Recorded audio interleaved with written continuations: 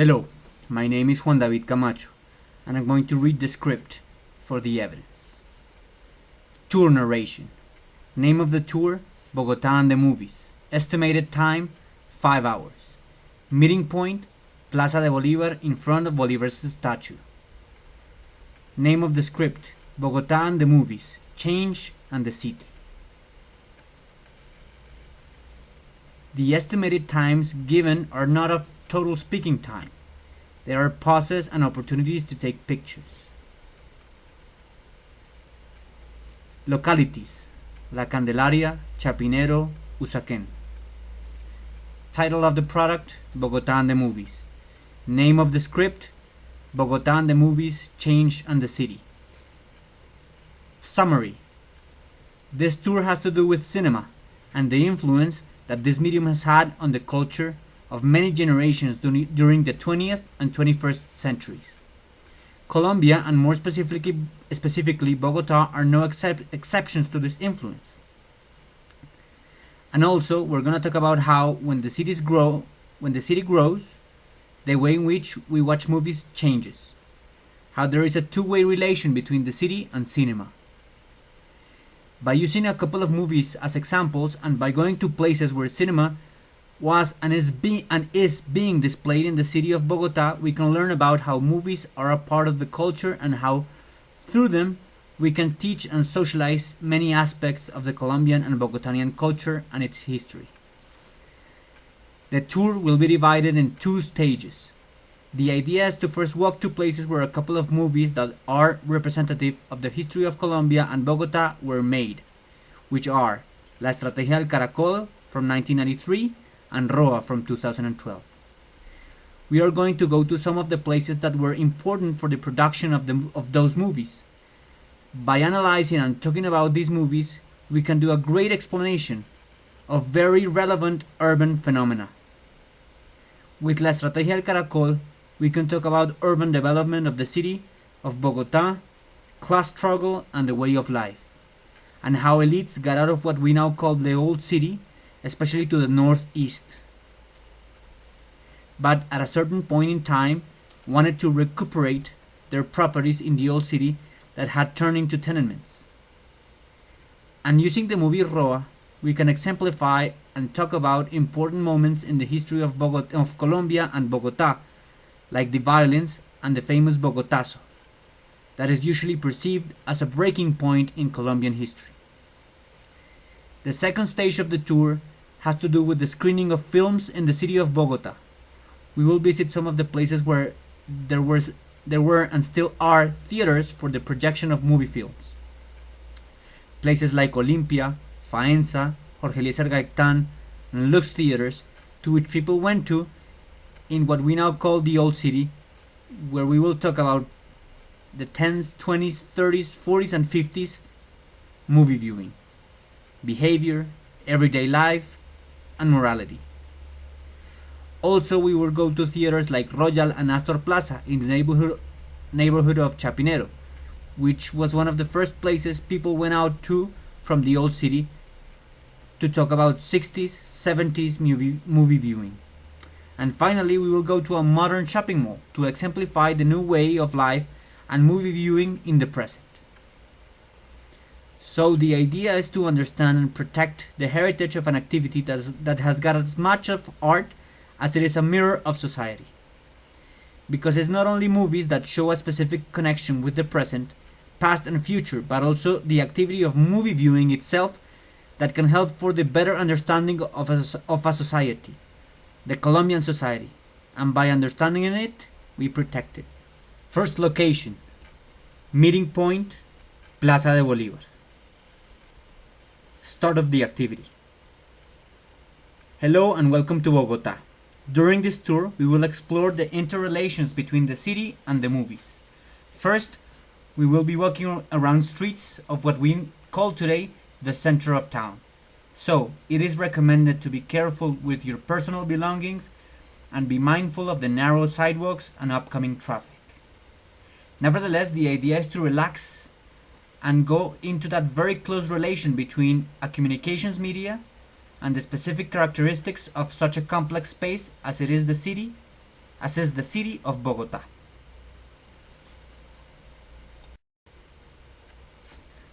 And then we will take a vehicle towards other places outside the center to then come back here to the meeting point, Plaza de Bolívar. Remember that in this region, the weather changes unexpectedly, and this is why, like it was advised before, we need to be prepared for different types of climates, from sunny to rainy and cold. A very interesting situation that happens in Bogotá, told by a famous sociologist, are the urban imaginaries. One of those of this city tells that even though it rains half the year, Bogotanians still trust that if in the morning is clear, it is not going to rain, and we are still surprised when it does, even though it happens often. So let's keep all of this in mind and let's go to have some fun. Bogotá and the movies. Today we will try to explore the ways in which cinema has been socialized and the direct relation between this artistic media and how we perceive the city and how we give different properties to different spaces within it. We will do this by describing and analyzing a couple of movies and by going to projection theaters, built at different moments in time. Many of them can only be described and showed in photographs because they no longer exist. This is a tour that is organized chronologically, going about different moments in the history of Colombia and relating them with the seventh art and its projection in movie theaters. That way, we will see the evolution of the city in combination with the evolution of cinema and its projection. Before we begin talking about movies, it is absolutely important to reference the place where we are, Plaza de Bolívar, previously known as Plaza de la Constitución and also Plaza Mayor. This is the symbolic center of the city and the entire country as well, because around it all the municipal and national government buildings are located. This is the place where the city of Santa Fe de Bogotá was finally founded in 1539 after other foundations that were not totally legitimate because they did not fulfill all the requirements asked at that time. The other foundations happened because the first conquerors that arrived at this land, at this plateau, wanted more than they found in 1538, but swiftly they realized that they had encountered the biggest concentration of natives in what today is Colombia, the Muisca people. Warrior people with a lot of riches, both material and symbolical. And almost from that year, 1539, this place has been the center of life in this territory. So it is not only important because most of the monuments to the nation are here. It is also important because many of the biggest events that have happened on this land have developed in and around this place. The plaza dedicated to the biggest myth of our nation, Simón Bolívar. And when we say myth, we do not mean to be deprecating. We say that just to exemplify the importance of this figure in the construction of the Colombian nation. Bogotá harbors in what we know as the historical center, the Plaza de Bolívar between Carreras 7th and 8th and Calles 10th and 11th. And it is the site of the farmers' market, a water fountain, countless political speeches and protests, as well as concerts and public events, among other uses. Some of the monuments on this plaza are Simón Bolívar statue, the first cathedral, Archbishop's Palace, San Bartolome's School, National Capitol, Liévanos Palace, and Justice Palace. We tend to think of history as a collection of great events and great people. A famous historian named Frank Ankersmith points out that the most common way of creating history is from trauma, from dramatic episodes that suppose a break, change. Well, following that idea, in the place that we are in now, Plaza de Bolívar, is where some of the most important events in Colombian history have happened. For the most part, movies are about these types of events, so this plaza is a privileged place for movie making. For example, any movie done or to be made about the events that happened in the Justice Palace in 1985 at least have to show pictures of this place, if not use it as exteriors directly. As a matter of fact, the two movies that we are going to analyze today have scenes made here in the plaza. The movies. The moving pictures are a relatively recent invention. It is not even 120 years old. However, it has a deep influence in society in many different ways, and since its start, gained great popularity. As cities grew, also did the building of movie theaters, and people going to see movies grew as well. The medium is associated with modernity and the urbanization of modern society. It is associated with the 20th century. It is practically impossible to think about this century without thinking about the movies. It was in France in 1895 where the Lumière family developed the first cinematographer for the public projection of everyday scenes. The projection of moving images was a revolution. The first scenes were usually of shots taken outside the places where they were being showed, which gave spectators a deep sense of reality that was both amazing and scary. Later we will talk more about the relation between reality and the movies, but for now let's remember the anecdote of early moviegoers that got so scared by an approaching train that was projected onto the screen that they got up from their chairs and in panic and took off from the theater because they thought the train was going to run them over. Movies in Colombia. Just 2 years after it was invented, the first cinematographer arrived to Colombia and to Bogotá in 1897. And oddly enough, it was also a family, the Domenico family, the ones who brought it here and were the first people to promote, produce and project this new medium. But those were turbulent times in Colombia.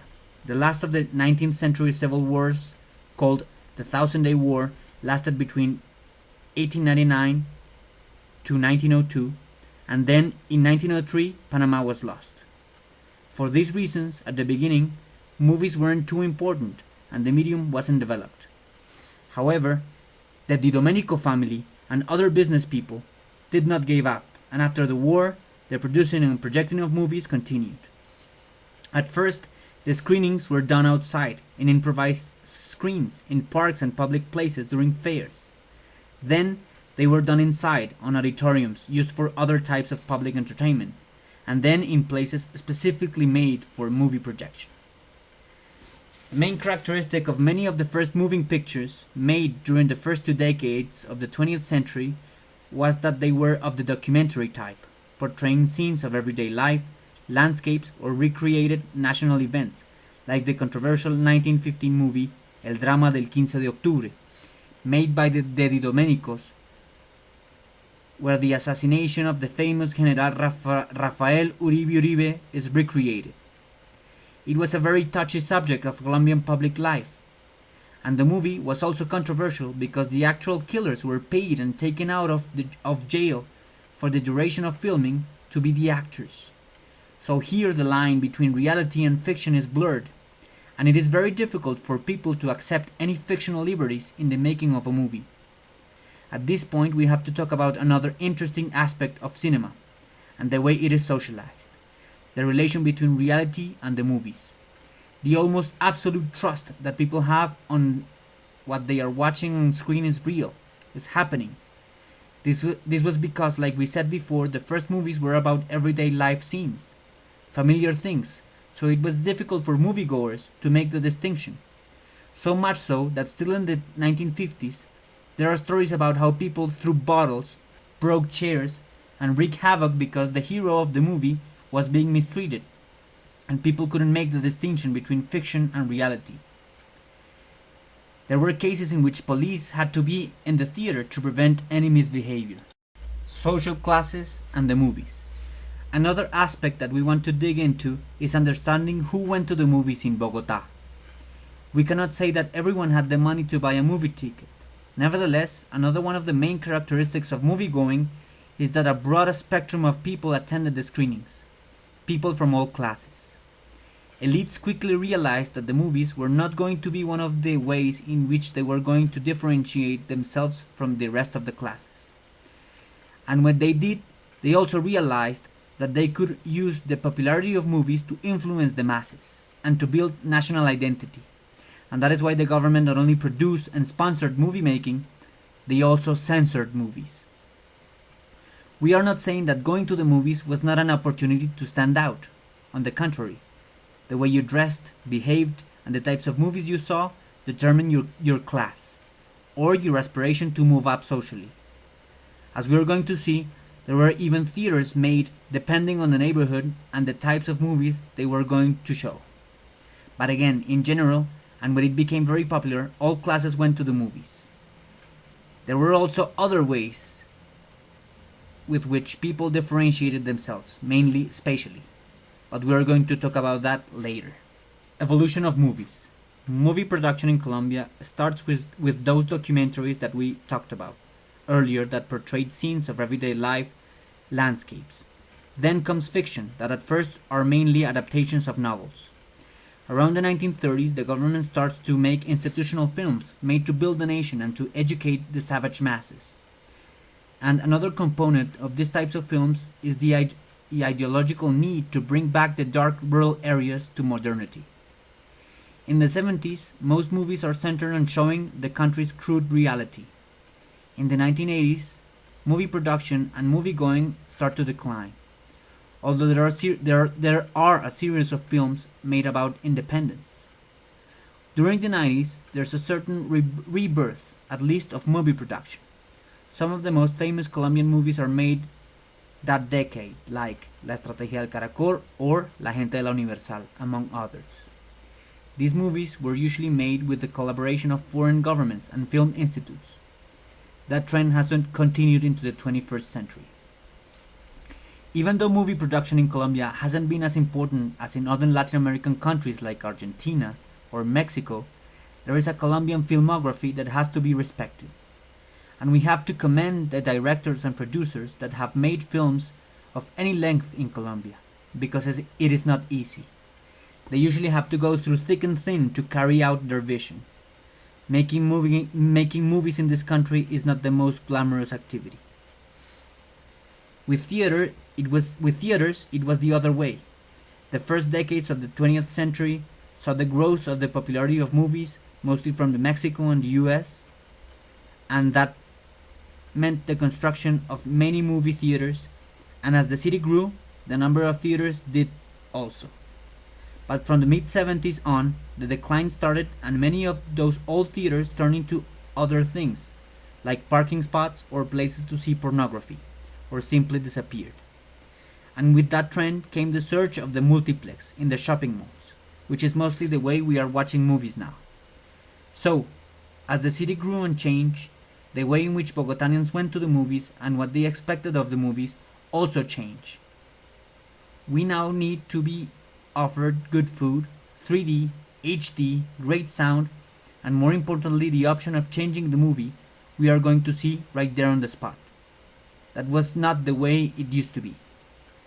Well, for now, let's go to the place where the municipal theater was, the place where the first moving pictures were shown. We walk on Carrera 8 towards the south to Calle 9, to the scenic point 1, Teatro Municipal. We are now at the place where at one point in time until 1952 was the Teatro Municipal. In that place, many movie screenings were done, even though that was not its main purpose. In 1897, the first moving picture screening in Bogotá was done here. On September 1st, a well-known businessman from Barranquilla named Ernesto Vieco showed some Lumière-made scenes. It was written in a local newspaper. A little imperfect, the reproduction of objects. It was either because of bad lighting, bad focus, or a bad device. The Teatro Municipal during the 30s and 40s became a stage for the masses, a place for the famous oratory of the liberal political leader Jorge Eliezer Gaitán. Because it was a place associated with that politician, his political rival and president, Laureano Gómez, got the theater demolished 4 years after Gaitán's murder, because he didn't like what the place stand for. Then the Teatro Colombia was turned into Teatro Municipal, and then in the 70s it became the Teatro Jorge Eliezer Gaitán. Short walk to Calle 9 between Carreras 8 and 9, to Scenic Point 2, Exteriors, La Estrategia del Caracol. Here, the guide will tell a short summary of the movie, the year it was released, awards that won, and then relate the movie with the way in which the city of Bogotá changed. Elites moving away from the old city to the north, not wanting to live close to the other classes, leaving the houses to be used as tenements, and after 50 years wanting to recuperate their property, not to come back to live there, just because they could. And the tenants having to vacate the house and go to the south of the city. This is what this film is about the struggle of the tenants for some dignity and doing a complicated scheme to keep that dignity, even if they still have to move from their home. The place we are in is where some of the exterior scenes of the movie were shot. Walk back on Carrera 8 towards the north to Plaza de Bolívar to take Carrera 7 all the way to Avenida Jimenez. Carrera 7. The guide will talk about the importance of this road in the history of Bogotá, both old and recent. Scenic Point 3. Roa. Before talking about the movie, the guide will portray the importance of the political leader Jorge Eliezer Gaitán. Also about his assassination and what happened afterwards, which was a lot of rioting. We are at the exact place where he was assassinated.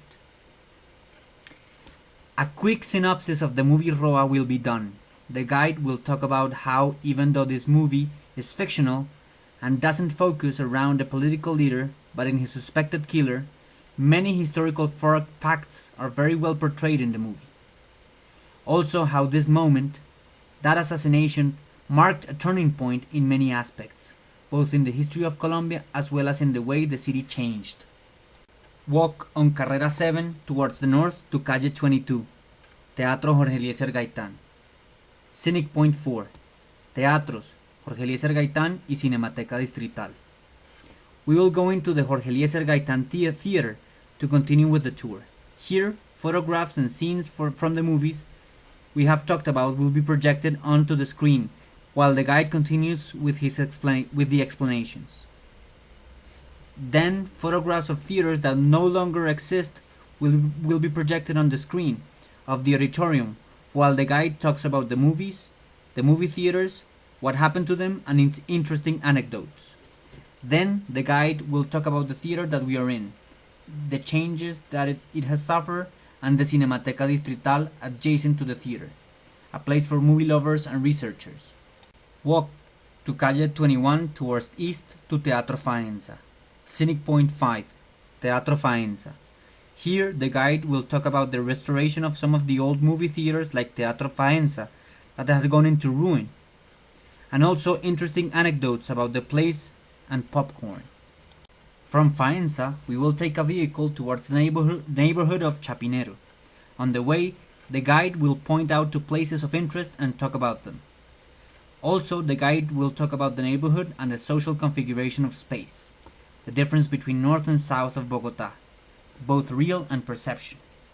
On the vehicle, if possible, images and scenes related to the tour will be showed.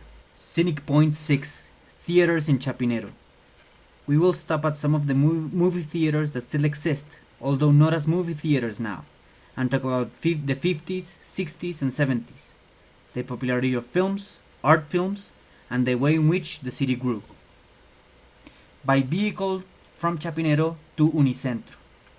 We will take the vehicle towards the Unicentro, the most emblematic shopping mall in Bogotá, because of its past and its present. On the way, the guide will point out to places of interest and talk about them. On the vehicle, if possible, images and scenes related to the tour will be showed. A snack will be served. Scenic Point 7, Unicentro. We will get out of the car and go into the shopping mall, where the guide will talk about Unicentro's history, the change to the multiplex, and the new ways of culture that relate to filmmaking, but more importantly, film watching. The guide will also talk about big movie companies like Cine Colombia and Cinemark. Vehicle back to the meeting place, Plaza de Bolívar. We take the vehicle back to Plaza de Bolívar. On the way, the guide will point out to places of interest and talk about them. Also, questions will be answered. On the vehicle, if possible, images and scenes related to the tour will be showed. Meeting point Plaza de Bolívar. The guide will wrap up the tour and also take some final questions. End of the tour. Total estimated time 259 minutes.